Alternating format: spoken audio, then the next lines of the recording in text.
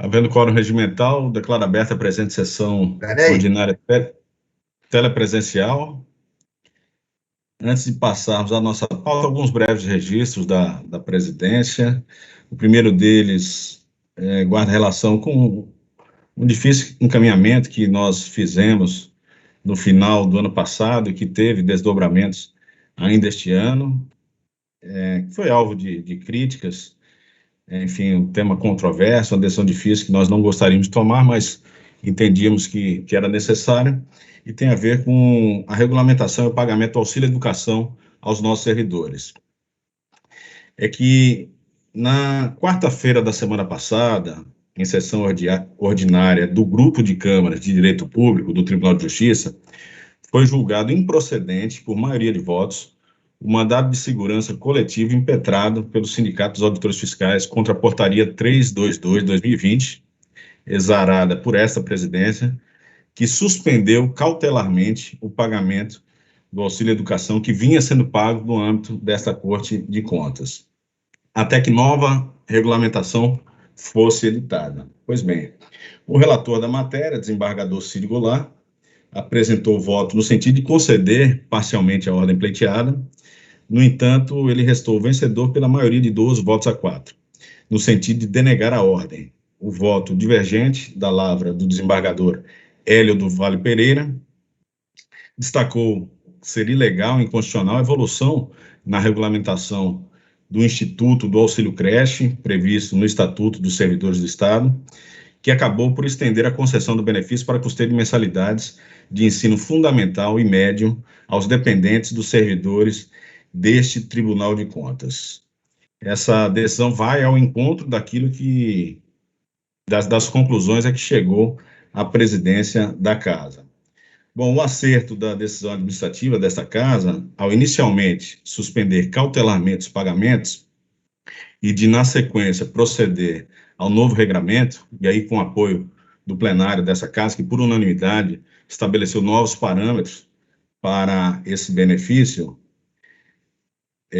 limitando, portanto, a concessão do benefício à educação infantil, foi referenciada não apenas pelo desembargador Hélio, que levantou a divergência, mas também pelos demais desembargadores que acompanharam essa divergência inaugurada por Sua Excelência, como foi o caso dos desembargadores Hodson Cardoso Filho e Carlos Adilson da Silva, que expressamente consignaram a adequação da nova regulamentação aos parâmetros constitucionais. Inclusive, foi feita a referência no momento da votação, que nós trouxemos uma interpretação até um pouco mais elástica, porque o Estatuto dos Servidores fala em auxílio creche, e nós conseguimos evoluir até o auxílio pré-escola, o que foi motivo até de elogios ao encaminhamento por parte da nossa Corte de Contas.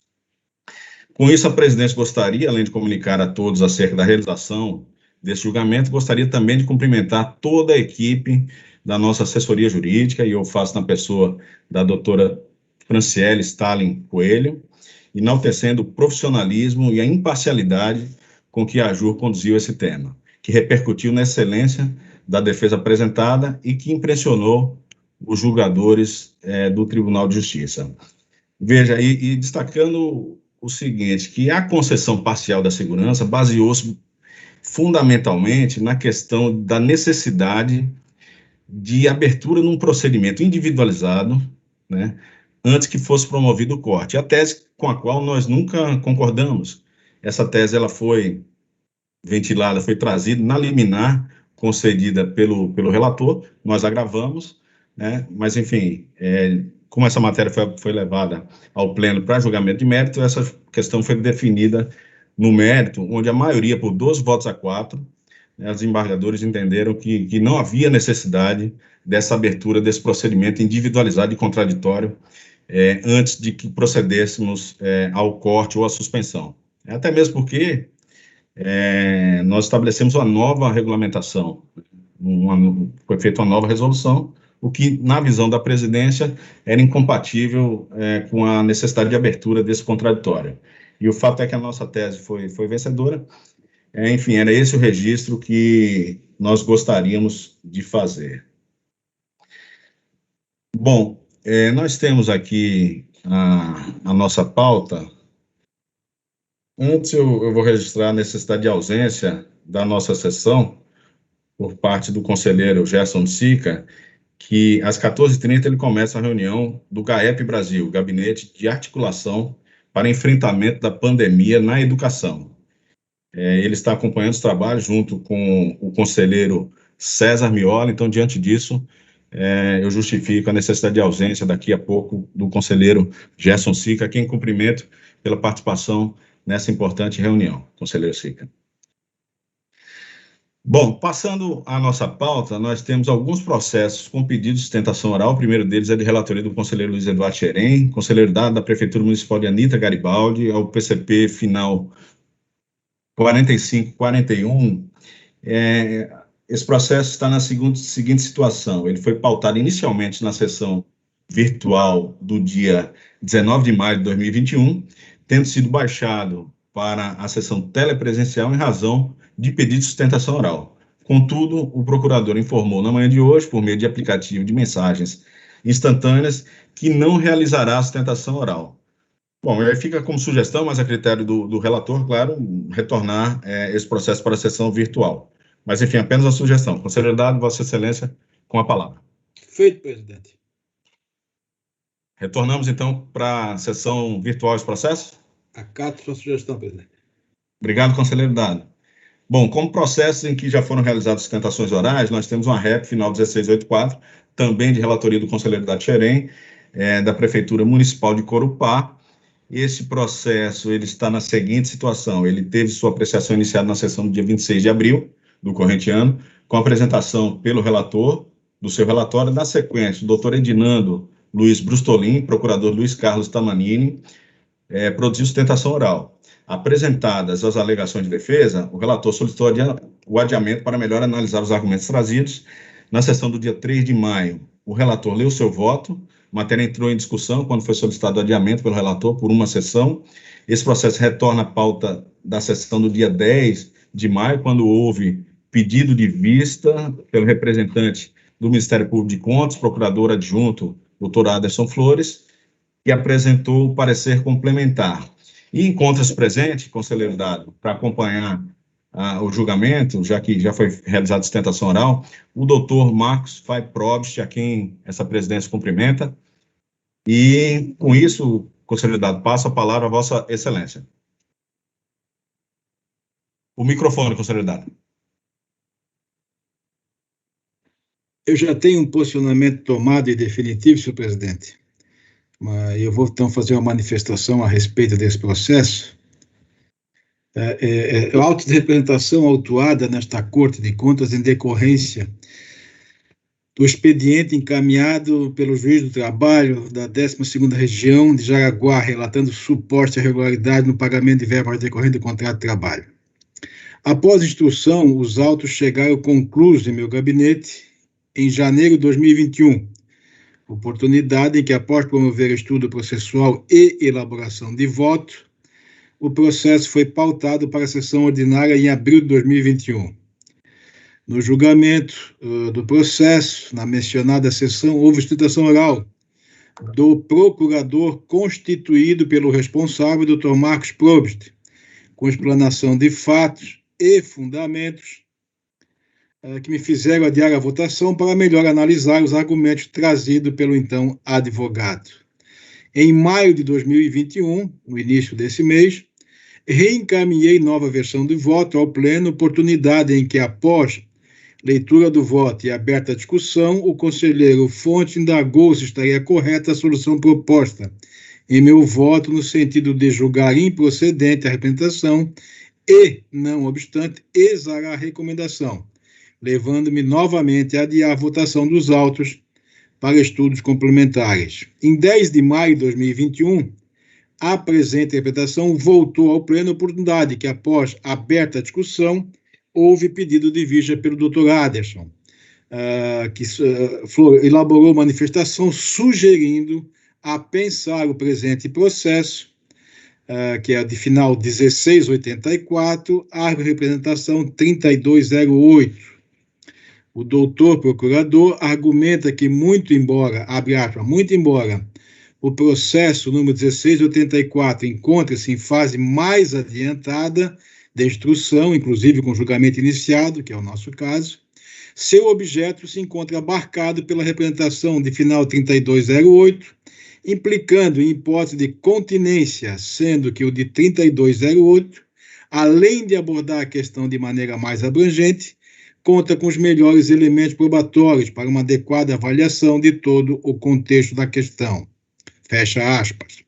Dito isto, senhor presidente, observo que o processo 3208, de relatoria do conselheiro Fontes, encontra-se em fase de audiência, conforme desprende do despacho 43821, de 27 de 4 de abril, o qual determinou a notificação dos responsáveis. Por outro lado, a representação de minha relatoria já ultrapassou todas as fases procedimentais, tendo sido realizadas audiências, instruções complementares, exarado o parecer ministerial, estando em fase notoriamente mais avançada de instrução.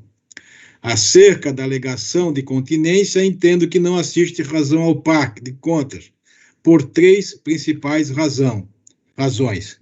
A primeira dela é de que a ordem de economia processual, pois esse relator já analisou os documentos constantes dos autos, os argumentos de defesa, confeccionou seu voto, pautou o processo para julgamento e relatou seu voto. Portanto, o processo que se cuida já se encontra maduro, senhor presidente, e em fase de julgamento, sendo totalmente despropositado retornar à fase de instrução, atrasando a prestação jurisdicional. A segunda razão é que, na visão deste conselheiro, não cabe o reconhecimento de conexão ou continência em processo cujo julgamento já foi incidado, cuidando-se na espécie da preclusão consumativa. Assim, nesse momento processual, não é mais possível reconhecer a continência. Por fim, a terceira e última razão é de ordem gramatical e decorre do reconhecimento da continência na linha do artigo 119, inciso 2º do regimento interno desta Corte, que deve ocorrer por ocasião da distribuição. Caso o processo não tenha sido distribuído por dependência, a reunião se torna facultativa, pois ultrapassado o momento processual adequado, sem prejuízo de ser impositivo, que a deliberação em um processo leve em conta o mérito do que foi decidido no outro. Por fim, quanto aos documentos adicionais, tão bem lembrado pelo Dr. Adson, afirma estarem presentes naquele processo e ausentes neste. Nada impedia que houvesse o traslado para esses autos e aqui também, senhor presidente, fossem analisados. No entanto, este relator não tem informação de tal procedimento tenha sido levado a efeito. Com os argumentos expostos, reafirmo, senhor presidente, os pontos alinhavados em meu voto, número 227/2021, lido na sessão 35/2021, com fundamento para propor que os atos examinados na presente interpretação sejam considerados improcedentes, cabendo recomendação à Prefeitura Municipal no sentido que realize planejamento adequado com relação ao pagamento de férias dos seus servidores, no sentido de que sejam pagas dentro do período fixado em lei. É o nosso voto e a manifestação, senhor presidente. A matéria está em discussão. Com a palavra, eminente procuradora-geral, doutora Cibele Farias. Obrigada, presidente, senhores conselheiros. Só gostaria aqui de registrar, primeiro, parabenizar o conselheiro Xerém pela análise que fez do seu processo e também bem sintetizou aqui a manifestação do procurador Aderson, né, que pediu vistas na última sessão que ele participou, justamente por constatar que a matéria que está sendo analisada aqui, ela faz parte de uma representação mais ampla, né, como bem mencionou o conselheiro Dado aqui, que agora está sob a relatoria do conselheiro César Fontes.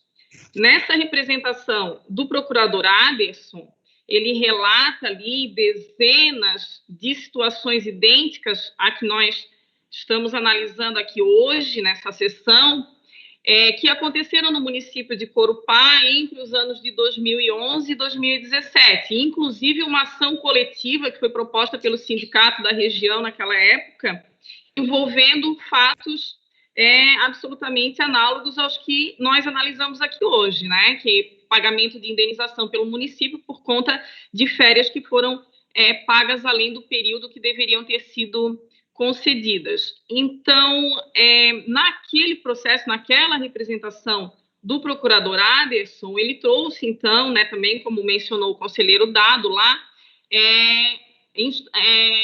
algumas provas ali mais contundentes de que realmente o prefeito estava ciente daquelas irregularidades, de que o setor, existem depoimentos ali que vieram do Ministério Público Estadual e que constam lá naquele processo, de que o setor de RH alertou à época o prefeito do que estava acontecendo.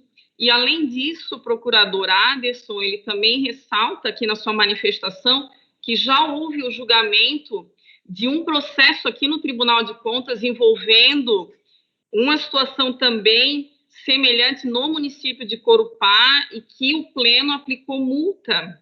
Esse processo, estou resgatando aqui a informação, é a REP 18.00.327.207. O tribunal determinou a aplicação de multa. Esse processo hoje ele está em grau de recurso, mas ainda não foi julgado. Então, chamo a atenção aqui para que já existe um precedente aqui nesse momento pela aplicação de multa, né, que está em grau de recurso. Então, por conta desse conjunto, né, de informações aqui, ressalto que a matéria realmente, ela, né, nesse sentido, ela está englobada naquela representação lá do procurador Aderson, que nesse momento ainda se encontra com o conselheiro Fontes. E, como disse o conselheiro Dado, é uma questão de interpretação aqui, se o Pleno decidir nesse momento, né, se fosse no momento de distribuição, seria obrigatório. Agora, é uma questão de interpretação e cabe ao Pleno decidir se vai apensar os autos, então, lá pela questão da continência, né, da conexão com a matéria, a relação que existe com o processo que está hoje com o conselheiro Fontes. Obrigada, presidente. Obrigado, doutora Cibele. A palavra continua livre. A palavra, o conselheiro ouvidor César Filomeno Fontes. Estava querendo saber se a minha mão estava levantando. Eu não estava levantando, mas parece que levantou. Senhor presidente, eu, diante toda essa situação colocada, nós temos dois processos já, um da doutora Sabrina e outro que houve um precedente e considerou um procedente e aplicou multa. E outro do conselheiro Erneus também considerou procedente com recomendação. E, em vista disso, eu vou pedir vista desse processo para fazer uma manifestação, cotejando todas essas situações, frente às manifestações do doutor Aderson, da doutora Cibele, né, aquilo que nós pensamos com relação à matéria, para que a gente possa chegar a bom termo logo, duas sessões aí para diante. Tá bom, Breno? Peço vista. Perfeito. O processo também fica com pedido de vistas, mas eu vejo aqui algumas mãos levantadas na ordem em que elas foram pedidas, que me aparece aqui. Eu passo a palavra, então, ao conselheiro vice-presidente Erneus Nadal. Senhor presidente, o conselheiro César Fonte, o próprio conselheiro Dado e a procuradora Cibele Farias já se manifestaram acerca desta matéria, e só para reforçar, de fato, eu tomei uma decisão já com relação à Prefeitura de Itapema, que vai na mesma esteira da decisão do conselheiro Dado Xerém. Então, essa decisão também já foi tomada, e foi na pauta virtual, inclusive, me parece de 15 dias atrás, coisa assim, né? Então, essa essa decisão com relação a férias, então eu tomei na mesma direção do conselheiro Dado Xerém, para que eu possa registrar, então, uma decisão já tomada e acompanhada por todos. Só que Vossa Excelência considerou procedente, Excelência. Esse que é o problema. Vossa Excelência considerou procedente, não improcedente. Perfeito. Conselheiro Fontes, se me permite, eu, na relação da aplicação de multa, nós seguimos na mesma direção que o conselheiro Dado, não é verdade? E então eu considerei para daí poder me manifestar para recomendar, não é verdade? Então, sim, só há essa diferença, né? Esse que está o problema. Exatamente. Da Vossa Excelência considerou improcedente, o conselheiro está considerando procedente. Esse é que está havendo problema. Eu vou pedir vista do processo. Sim, com certeza. Essa dúvida, né? Porque eu acho que é importante que a gente tenha uma única visão com relação à matéria. Trazemos Senhor presidente, considerando, vamos dizer, que vou ter que buscar os dados, por duas sessões, então. Fica adiado por essa, mais uma outra. Aí na outra... Ele não fica adiado, ele está com pedido de vista a Vossa Excelência. Então, quando Vossa Excelência quer entender, conseguir concluir, eu acho muito salutar que Vossa Excelência faça realmente esse levantamento, enfim, vejo que Vossa Excelência já tem um estudo adiantado sobre o tema, então tenho certeza que irá contribuir sobremaneira aí para o deslinde da questão, até para mantermos a uniformidade dos nossos julgados, né? E sobre a questão do pensamento, só uma breve observação. Enfim, a gente tem vários processos que tramitam, e às vezes com matérias semelhantes, e fica muitas vezes difícil a gente aplicar a conexão, enfim, a continência, né, de forma que os processos eles terminam tendo encaminhamentos com relatores diversos, né? Mas isso não impede que, e na verdade é importante que assim seja, que os relatores, quando forem encaminhados seus posicionamentos, estejam atentos para o seu próprio posicionamento, mas também para aquilo que o plenário decidiu, a fim de que a gente possa ter uma uniformidade nas decisões do nosso colegiado. Então, muito salutar que essa discussão que estamos tendo na tarde de hoje, independentemente da conexão, que eu acho que essa altura não seria a melhor solução, conforme destacado pelo conselheiro Dado Xerém. E vejo aqui que o conselheiro Dado está com a mão levantada, eu vou passar a palavra a ele. Conselheiro Dado?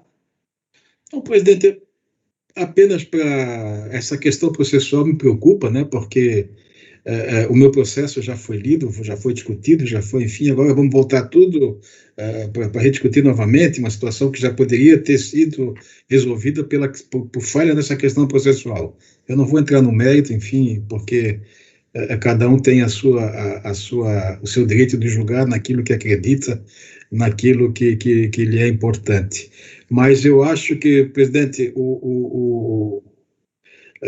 voltando atrás nessa questão de falta de pensamento ou não, acaba sendo prejudicado a quem tem o interesse nesse processo, presidente. É apenas essa manifestação. É verdade.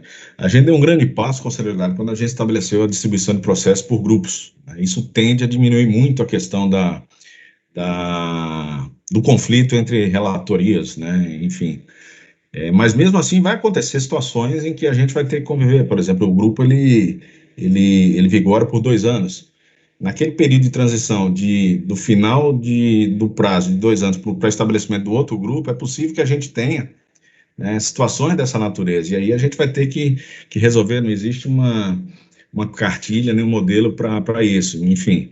E como os processos eles tramitam às vezes sem o conhecimento do relator, né, na área técnica, acho que a gente vai ter que construir um filtro, enfim, na área técnica, para que todos estejam atentos para situações de conexão, para que isso seja apontado. Hoje nós já temos, enfim, discutido muito essa questão com a DGCE, com a Secretaria Geral, de forma que estejamos mais atentos para essas questões de conexão. Mas, conselheiro Dado, Vossa Excelência com a palavra. O microfone, conselheiro Dado. É só uma dúvida no que o senhor acabou de falar. Eu quero até, me desculpe se eu cometer algum erro, até pela falta da minha formação jurídica, mas eu tenho uma dúvida que eu considero relevante, senhor presidente.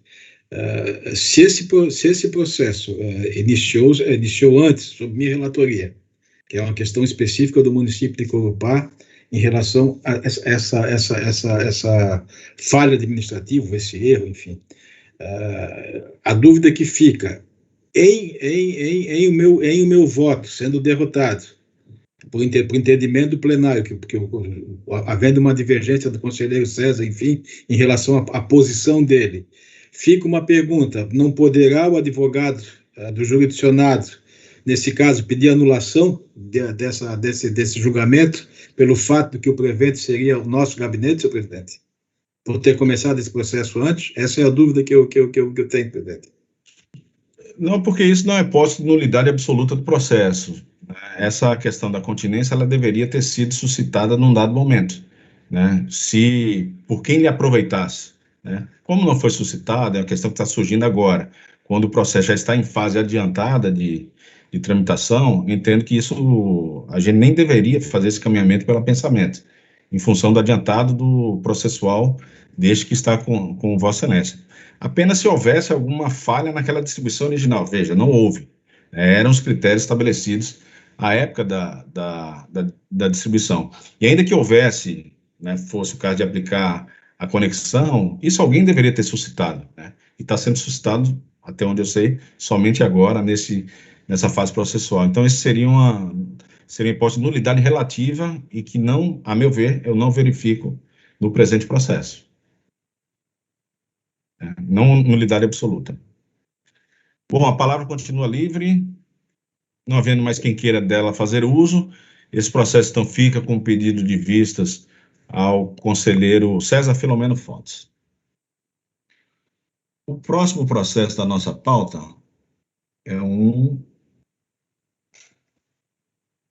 é já no grupo 2, de relatoria do conselheiro vice-presidente, Erneuso Nadal. O processo é o RLI, conselheiro Erneuso, final 9068. Ele foi pautado inicialmente na sessão do dia 17 de maio, quando o relator solicitou adiamento. Esse processo foi adiado novamente na sessão do dia 24, em razão da ausência justificada do relator. Conselheiro Erneuso, Vossa Excelência, com a palavra. Então. Obrigado, senhor presidente. Trata-se, como já foi afirmado, do processo 20/007-69068 da Secretaria de Estado da Saúde. Trata de análise da regularidade dos procedimentos realizados pela SES, objetivando a aquisição emergencial de ventiladores pulmonares junto à empresa Idera Distribuidora de Medicamentos Limitada, no contexto da pandemia do novo coronavírus. O processo refere-se à aquisição emergencial de monitores multiparâmetros, ventiladores pulmonares e camas hospitalares através da dispensa de licitação 670/2020. Os autos foram encaminhados à DGE, que, após minuciosa análise, emitiu relatório sugerindo ao relator a conversão do presente processo em tomada de contas especial, definir a responsabilidade solidária dos diversos responsáveis, bem como determinar suas citações acerca de possíveis superfaturamento realizado na aquisição de ventiladores pulmonares adquiridos por meio de dispensa licitatória. Encaminhados os autos ao Ministério Público de Contas, que se manifestou por acompanhar parcialmente as conclusões lançadas pela área técnica, com acréscimos referente à definição de responsabilidade solidária acerca do débito. Acresceu a empresa Idera, Distribuidora de Medicamentos Limitada, e encaminhamento de cópia dos autos ao Ministério Público de Santa Catarina. Esse, senhor presidente, então, é o sucinto relatório. O escopo do trabalho consistiu na verificação da aquisição apenas dos ventiladores pulmonares, em razão da maior representatividade em relação ao valor total despendido. Da análise do processo, o corpo instrutivo verificou a precariedade do procedimento da contratação, a inobservância da legislação aplicável, além da configuração do sobrepreço na aquisição de equipamentos. Desta forma, analisou detalhadamente a dispensa licitatória. Em relação aos procedimentos internos anteriores à dispensa de licitação, foram evidenciadas irregularidades pertinentes: a ausência de termo de referência, a ausência de justificativa do quantitativo com base em estudos e projeções dos impactos da Covid no sistema de saúde, ausência de estimativa de preço, ausência de justificativa na impossibilidade de estimativa de preço, ou no caso do valor contratado superior à estimativa de preço. Da contratação, foi verificado a ausência de fundamentação ou justificativa para a contratação da empresa Edera para o fornecimento de ventiladores pulmonares, além da falta de formalização de contrato. 3. Quanto ao pagamento e recebimento dos equipamentos, foram encaminhados pela SES 2 ordens de fornecimento, sendo a primeira no valor de R$ 1.253.100, sendo o valor de R$ 650.000 correspondente à aquisição de 10 ventiladores pulmonares. Empresa Edera foram recebidos e pagos, sem antecipação, apenas 6 ventiladores. Ficou o saldo de 4 respiradores a entregar e também a pagar. Não houve o pagamento desses equipamentos e a Secretaria de Estado da Saúde autuou o processo com vistas à apuração deste fato, inclusive quanto à possibilidade de aplicação de multa à empresa Edera. E a segunda ordem do fornecimento no valor de R$ 2.200.000, referente a 20 ventiladores pulmonares, estes foram todos pagos e recebidos, contudo, de forma antecipada e sem garantias. Para a instrução, houve negligência dos responsáveis em efetuar o pagamento antecipado, sem celebrar contrato contendo as devidas garantias. 4. Da avaliação das compras de ventiladores pulmonares no contexto da pandemia. O corpo instrutivo verificou que os 20 equipamentos adquiridos ao preço de R$ 2.200.000 são ventiladores pulmonares para transportes. Foi evidenciado, além da ausência do termo de referência, das razões de escolha da empresa, da justificativa dos quantitativos e da estimativa de preços, ainda a impossibilidade de manifestação quanto aos questionamentos de ordem técnica endereçados ao Núcleo de Engenharia Clínica. Verificou a instrução que o processo foi tramitado para o Núcleo de Engenharia Clínica, mas foi devolvido a pedido no mesmo dia e não mais retornou àquela área técnica, ou seja, os questionamentos referentes à proposta, valor, atendimento da demanda, empresa capaz, estão sem resposta. 4.1. Do preço pago pelos ventiladores.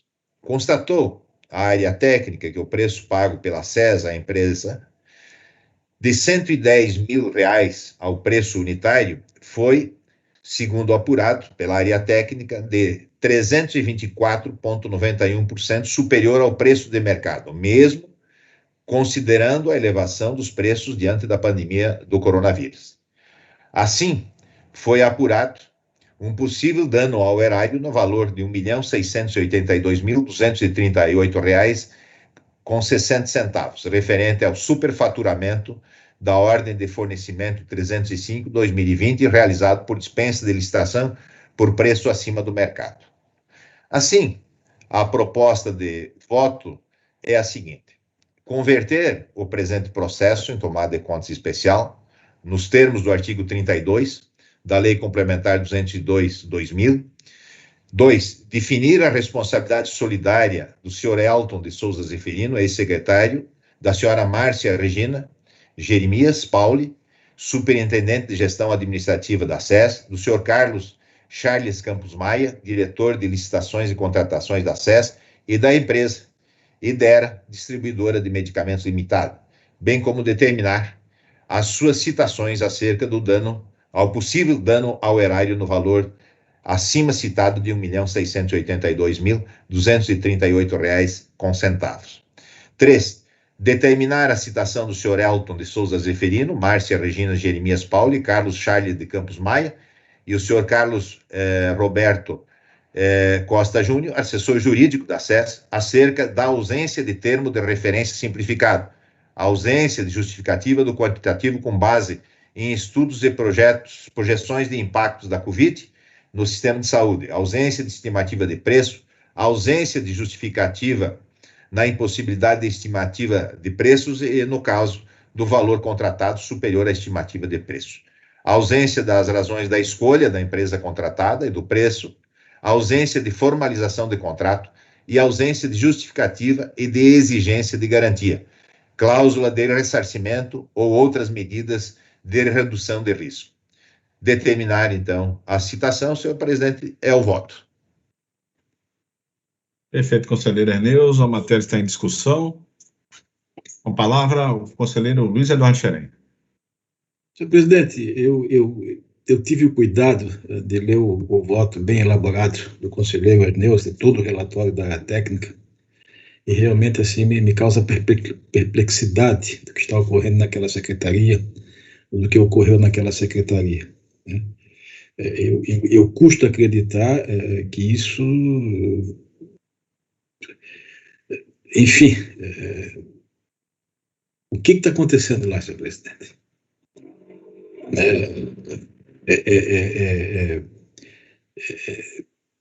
Enfim, são situações assim que a gente fica preocupado em fazer um julgamento prévio. E por isso que eu quero aqui parabenizar o conselheiro Erneuso, assim, pela maneira como foi dissecado esse processo todo. Parece que é uma secretaria que está voltada, ela estaria que ser voltada para tratar da saúde da população e está voltada para ser a doença do governo. Lamentavelmente, assim, eu não consigo entender toda essa cadeia de compras da secretaria passar por esse processo todo. Ou é muito amadorismo, ou é muita burrice mesmo, ou enfim, presidente, eu vou ficar por aqui.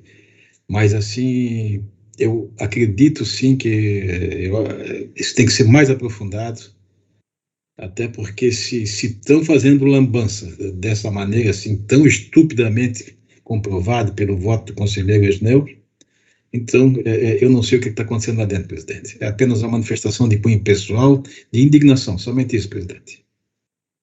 Perfeito, obrigado, conselheiro Dado Xerém. A palavra continua livre.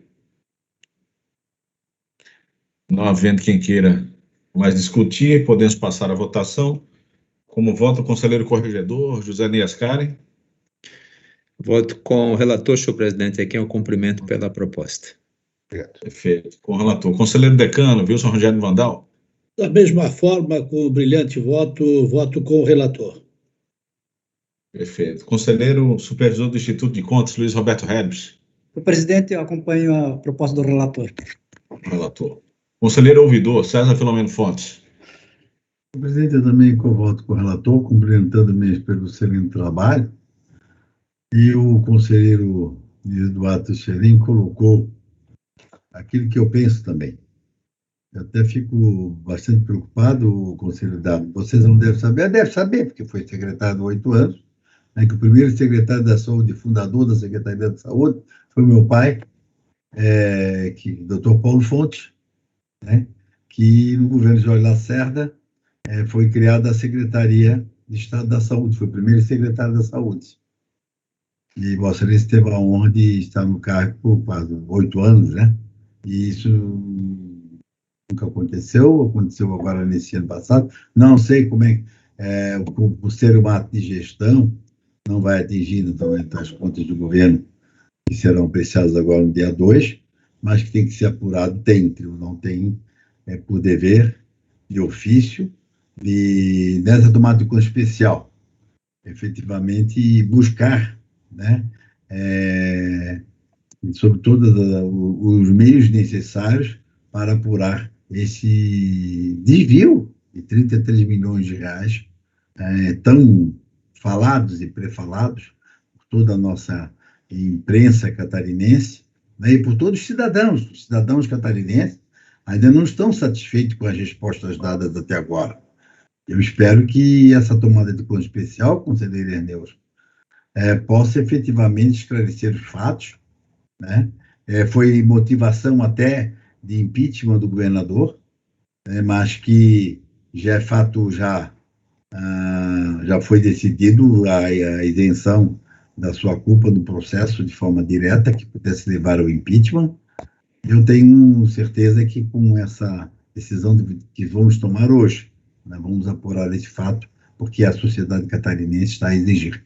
Obrigado, presidente. Voto com o relator. Dou 3 estrelinhas. Obrigado, conselheiro Fontes. Conselheiro Luiz Eduardo Xerém, como vota? Senhor presidente, eu também já fiz a minha manifestação e quero dizer ao César que também, claro, eu sei sim que seu pai foi um dos grandes responsáveis pela Secretaria de Estado da Saúde, né, qual tive a alegria de poder participar como secretário, e só imagina também a alegria de seu pai de ser um dos fundadores dessa secretaria tão importante. Eu digo isso, conselheiro César, porque foi um dos responsáveis pela criação da Secretaria do Meio Ambiente em Balneário Camboriú, e quando a gente vê as ações efetivas acontecerem, a gente vê a importância que isso representa para o serviço público, principalmente para o cidadão. Presidente, já foi tocado aí nessa questão das contas de governo, enfim, eu estou fazendo também um estudo apenas de colaboração na análise das contas do governo, queria me manifestar na sessão das contas de governo, especificamente sobre a saúde. Nada demais, apenas uma constatação e apenas para contribuir para o debate dessa casa. Eu acompanho o relator, senhor presidente. Perfeito, obrigado, conselheiro Dado. Então, por unanimidade de votos, fica aprovado o voto do relator, conselheiro Herneus Nadal. O próximo processo da nossa pauta é de relatoria do conselheiro Luiz Roberto Reles, da Prefeitura Municipal de Lages, conselheiro Reles. É um recurso final 7710. Esse processo ele está na seguinte situação. Ele foi baixado da sessão virtual do dia 5 de maio pelo relator, constou da nossa pauta no dia 10, quando o conselheiro relator leu seu relatório e voto. Tendo sido adiado por 2 sessões, esse processo retornou à pauta no dia 24 de maio, quando foi adiado novamente, para que se pudesse ser finalizado o estudo que estava sendo feito no gabinete da presidência. Esse estudo ele foi concluído, conselheiro Reles, e aí eu tenho, apenas como sugestão de encaminhamento, eu poderia fazer a leitura dele hoje aqui para todos, mas penso que talvez não fosse tão producente. A minha sugestão é que, de repente, adiarmos por mais uma sessão, eu encaminho na data de hoje, para Vossa Excelência, e para que a gente possa ganhar tempo. Se Vossa Excelência assim permitir e autorizar, eu poderia encaminhar para todos os demais conselheiros, substitutos, Ministério Público de Contas, para que a gente analise, reflita e para que a gente possa, quem sabe, na próxima segunda-feira, a gente encaminhar essa questão. É apenas uma sugestão, mas de qualquer forma passo a palavra para Vossa Excelência, eu gostaria de ouvi-lo. Sim, presidente, importante é recebermos essa colaboração da presidência, analisarmos e eu peço adiamento para a próxima sessão. Perfeito, a presidência está encaminhando na data de hoje para todos do plenário. Muito obrigado, conselheiro Reles, processo então final 7710, ele fica adiado por mais uma sessão. Na sequência, eu passo a palavra ao conselheiro Luiz Eduardo Xerém, que tem um recurso final 2903 do Funturismo. Esse processo, conselheiro Dado, foi baixado da sessão virtual pelo nosso conselheiro corregedor, José Ney Ascari. Constou da pauta da sessão telepresencial do dia 10 de maio, quando foi solicitado adiamento pelo relator por uma sessão, adiado novamente nas sessões do dia 17 e 24. Esta é a situação do processo. Com a palavra, conselheiro Dado. Eu vou pedir retirada de pauta, senhor presidente, porque está envolvido nesse processo 3 gabinetes. E nós estamos, assim, com um pouco de dificuldade para, assim, pescar as informações, senhor presidente, necessárias para não cometer nenhum equívoco, nenhuma interpretação equivocada sobre esse processo. Porque são situações, são envolvendo vários órgãos do governo, são várias situações, são muitas multas, enfim, então nós preferimos, então, em vez de ficar adiando aí pela dificuldade de analisar esse processo, retiro de pauta e quando tiver acordado com os demais gabinetes essa decisão final, eu retorno, presidente. E peço desculpas e lamento. Perfeito. Então, com a anuência de todos, o processo fica retirado de pauta, conforme solicitado pelo relator. E continua com a palavra, conselheiro Dado. Vossa Excelência tem mais um processo, uma representação final 1988 da Prefeitura Municipal de Tubarão. Inclusive, já foi feito, acho até uma divergência do conselheiro Wilson Rogério Vandal, mas como houve na divergência do conselheiro Wilson Rogério Vandal, houve uma menção a respeito de um posicionamento anterior meu, eu quero fazer um esclarecimento, apenas isso, presidente. Não gosto de tréplica, sou contra quando se usa tréplica, mas eu acho que se faz necessário apenas uma explicação nesse sentido, por uma questão de ter sido citado um voto anterior meu, apenas isso. E quero deixar bem claro aqui que o conselheiro Wilson Vandal fez uma divergência, eu continuo com a minha posição, mas quero deixar o plenário bem à vontade, senhor presidente. Isso é uma questão de enfrentamento de uma nova matéria, que considero importante, principalmente para os pequenos municípios e principalmente, senhor presidente, para esse momento que o Brasil está vivendo, o Brasil e o mundo, e que não vai mais voltar atrás, senhor presidente. Nós vamos ter novos conceitos sociais, econômicos, e mais do que nunca a importância de se olhar para os pequenos, principalmente para as pequenas empresas, para os pequenos negócios, aquela portinha que todo diabo com dificuldade, que está sendo massacrada nessa pandemia, e quando digo isso, senhor presidente, não é uma questão de retórica, é uma questão de constatação, de práticas, todo mundo, nós estamos vendo isso. E se os órgãos públicos não olharem com atenção essa situação, olha, senhor presidente, eu fico muito preocupado. Então, senhor presidente, eu trago essa manifestação apenas de esclarecimento, nada mais do que isso, né, para esclarecer um fato citado no voto do conselheiro Vandal, mencionando a solução do processo de arrebentação 9258 de minha relatoria, e que gerou controvérsia na sessão de abril de 2021. A divergência aponta que no processo de minha relatoria houve o impedimento de participação de micros e pequenas empresas com sede local e regional, né? No entanto, a solução do processo foi distinta, compulsando aqueles autos, senhor presidente. Coro do meu relatório e voto que a decisão, apesar de reconhecer entendimento majoritário que veda a realização do certame com a participação exclusiva de micro e pequenas empresas com sede local regional, considerou a circunstância do caso concreto para julgar improcedente a representação, senhor presidente. Aqui só vou fazer muito rapidamente uma pequena leitura, considerando que a matéria comporta interpretações divergentes, considerando que o certame já foi encerrado com a efetiva entrega do gênero alimentício, considerando, enfim, considerar improcedente a interpretação, esse foi meu voto, senhor presidente. Tal entendimento pela improcedência da interpretação na sessão do dia 16 de março de 2020 foi acolhida pelo plenário. Assim, salvo melhor juízo, acredito, sim, que houve um equívoco no voto divergente do conselheiro Vandal. Por outro lado, apesar de, naquele momento, esse conselheiro ter apresentado a solução de procedência, considerando situações de um caso concreto, senhor presidente e demais conselheiros, neste momento, volto a frisar, estou enfrentando a matéria pelo que falei no prenúncio da minha fala, senhor presidente, de modo direto e propondo a mudança de posicionamento, permitindo que as condicionantes expostas no meu voto a possibilidade de licitação exclusiva para micro e pequenas empresas com sede local e regional. Então, senhor presidente, né, naquilo que eu falei no início, eu sigo fiel ao meu relatório e voto, porque estou vendo na prática uma necessidade dessas mudanças, senhor presidente. Apenas quis fazer esclarecimento, já que foi citado esse voto, mas no fim o nosso voto está aí para quem quiser ver, que foi um caso concreto analisado, foi considerado improcedente, né, até porque pelos aqueles considerandos que falei no voto, senhor presidente. Perfeito, obrigado ao conselheiro Dado. A palavra continua livre, estamos em discussão. O conselheiro Vandal já apresentou na sessão anterior o seu voto. Preciso fazer o adendo do voto divergente, senhor presidente, se for possível fazer agora. Pode, Vossa Excelência tem a palavra está livre, então, com a palavra, Vossa Excelência. É que eu acabei, na última sessão, não acabei lendo o meu adendo do voto divergente. Senhor presidente, senhores conselheiros, diante da manifestação do adendo do voto do conselheiro relator Luiz Eduardo Xerém, faço algumas ponderações complementares ao meu voto divergente. Verifico que o conselheiro Luiz Eduardo Xerém reitera a sua posição, a qual respeito e, como já mencionei anteriormente, comungo de vários aspectos citados no sentido de proteção aos pequenos comércios e fomento à economia local.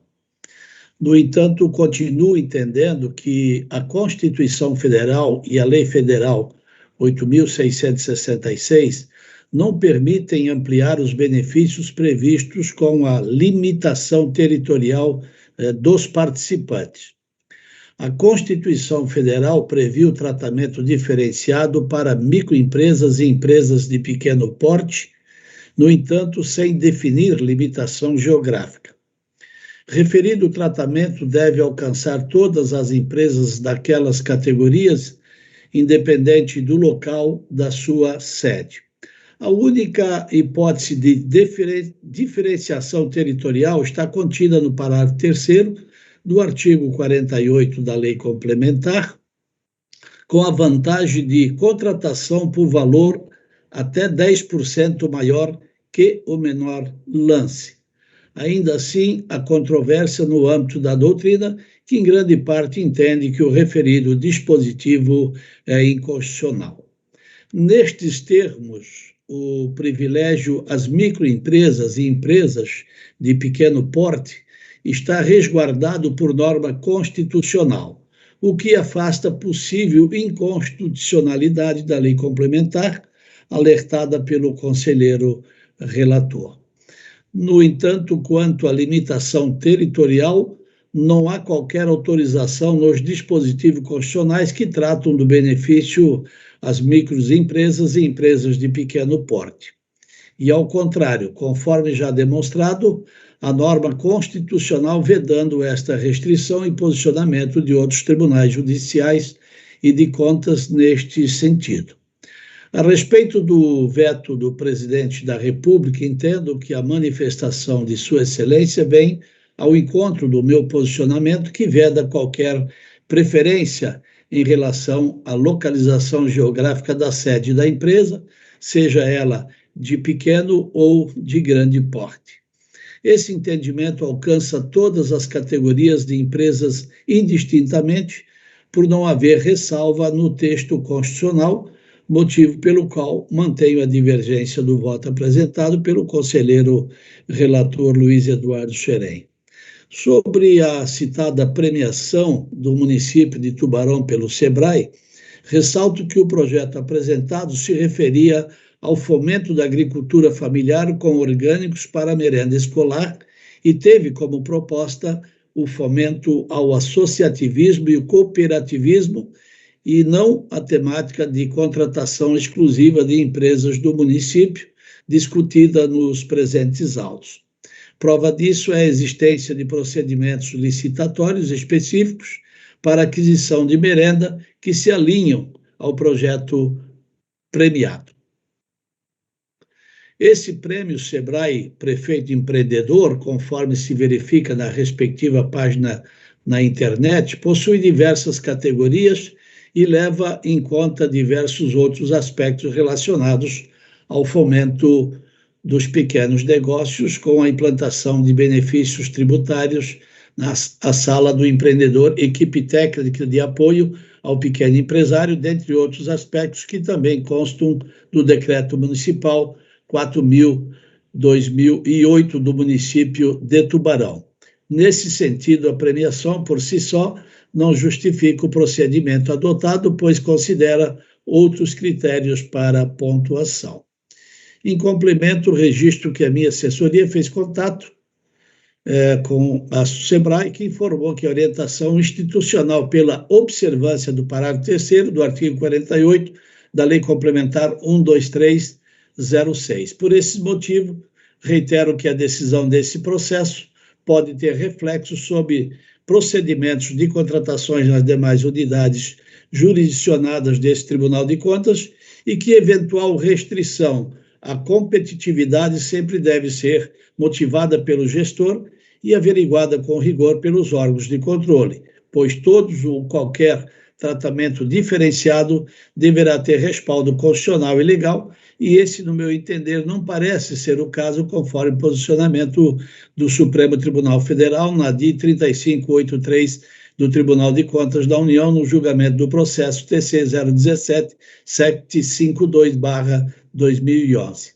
Desta forma, mantenho a minha proposta de voto divergente.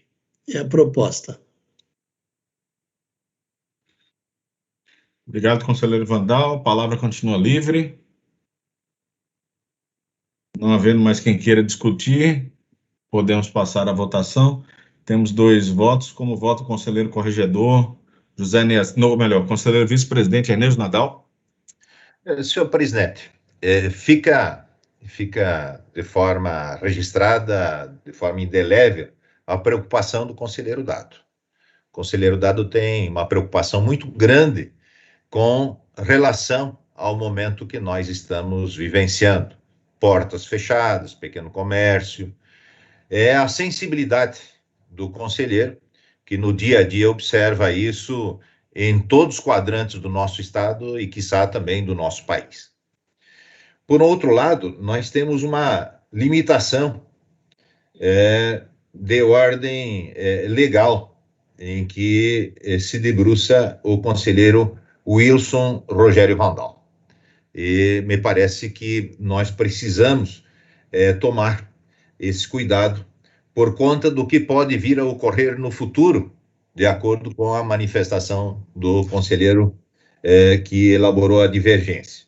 Só por esta razão é que eu me mantenho e me alinho ao voto do conselheiro Vandal, ao voto divergente.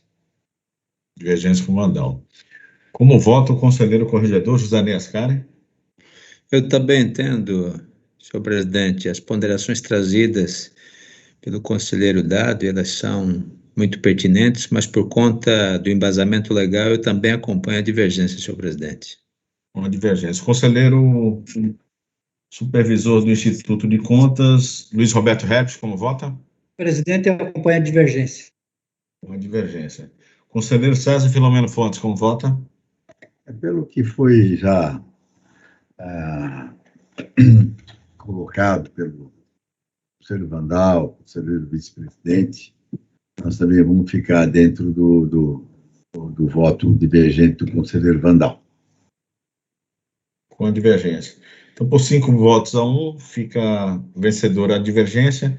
A presidência gostaria de cumprimentar o conselheiro Dado Xerém aí pelas reflexões e pelas ponderações que ele trouxe, que serviram para, enfim, para a melhor decisão do tribunal, de forma que o conselheiro Wilson Rogério Vandal passa a ser o relator desta matéria, desse processo. Com isso, nós concluímos o processo da nossa pauta, indago se há processos fora de pauta, urgentes ou incontroversos. Não havendo, palavra livre. Não havendo quem queira fazer uso da palavra, eu, antes de encerrar a presente sessão, eu lembro apenas que temos sessão extraordinária convocada para a próxima quarta-feira, às 14 horas, para apreciação das contas do governo do Estado. E, feita essa lembrança, eu convoco outra sessão ordinária telepresencial para dia e hora regimental. Antes de encerrar, eu vejo que o conselheiro ouvidor está pedindo a palavra. Conselheiro César Fontes.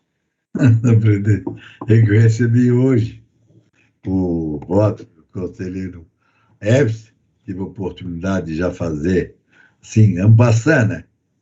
Porque são 450 laudas. Espero que Sua Excelência não leia todas as laudas e sim faça um resumo. Ainda mais, estou brincando com o conselheiro Herbst, porque realmente são dados, né? São que tem que estar, um parecer, um voto muito bem elaborado, né? Eu passei assim, claro, a ficha, não tive condições, eu recebi muito perto do meio-dia, mas está muito bem elaborado e tem muitos quadros, né, didáticos, que eu acho que esse parecer do conselheiro Roberto Herbst vai servir, inclusive, como parâmetro, eu como relator das contas deste exercício, né, para que a gente, porque ele vai retroagir já 5 anos, de 2016. Naturalmente, eu vou retroagir até 2017, né? E temos uma série de situações atípicas ocorrendo no exercício de 2020 e 2021, né, que tem que ser examinado. E a única coisa que me preocupou, presidente, é que não foi atingido os 25% da educação. Foi atingido, inclusive, abaixo do ano do exercício de 2019. Abaixo de 2019. mais próximo dos 25, mas que nós tivemos em 2020 a aprovação da emenda constitucional, que finalmente deixou de forma, dia 7 de agosto, se não falha a memória, que deixou de forma bastante clara que os recursos de inativos não ingressam, não podem ser, aquilo que está sendo discutido, não desde 93, né?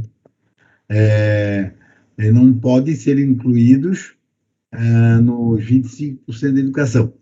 Essa é a única dúvida que eu gostaria de deixar para que nós pudéssemos estudar. Temos ainda o dia da manhã e até o dia da sessão, porque foi o dia 7 de setembro, 7 de agosto, setembro, outubro, novembro, dezembro, 4 meses do vigor. Também não vi se teve acácios essa emenda constitucional. Eu acho que ela, a partir da promulgação, ela entra em vigor imediatamente, né? E isso me preocupa um pouco, porque eu acho que agora o Tribunal de Contas, ou os tribunais de contas, têm que mudar sua postura. Até então, existiam normas da Secretaria de Tesouro Nacional, existiam, vamos dizer, pitacos, né? De várias origens, mas hoje não. Hoje nós temos uma emenda à Constituição que deixou de forma bastante clara que os recursos inativos não devem integrar os 25% da educação. E essas contas não alcançou os 25%.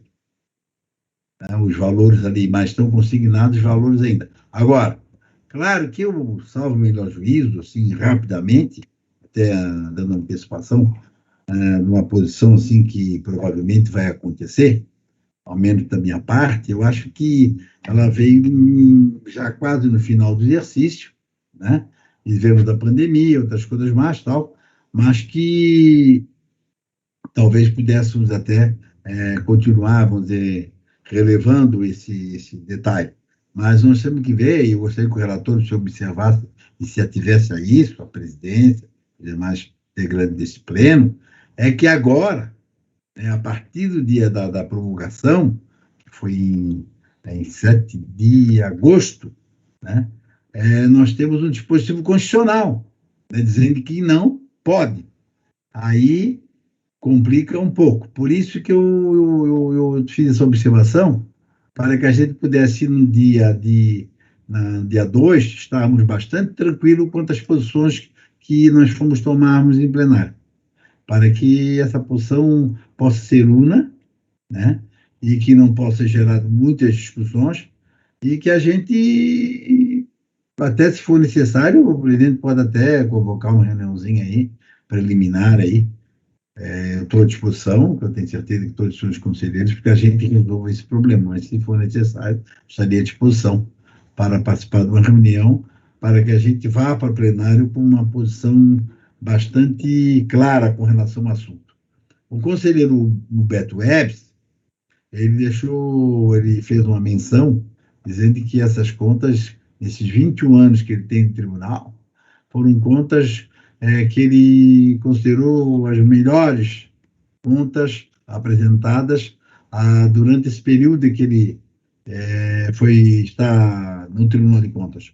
Mas tem esse detalhe que a gente tem que observar. Por isso que eu, naturalmente, coloco, e temos ainda um dia, até o dia 2, né? Temos um dia amanhã, hoje ainda, temos amanhã, se houver necessidade, a gente pode até nos reunir, basta o presidente dar o sinal. Tá bom? É isso aí que eu tinha que colocar. Obrigado. Perfeito. Obrigado, conselheiro Fontes. Muito pertinentes e relevantes as observações que Vossa Excelência traz. A palavra continua livre. Não havendo quem queira fazer o uso, então, da palavra, encerra a presente sessão, desejando uma boa tarde de trabalho a todos. Até mais.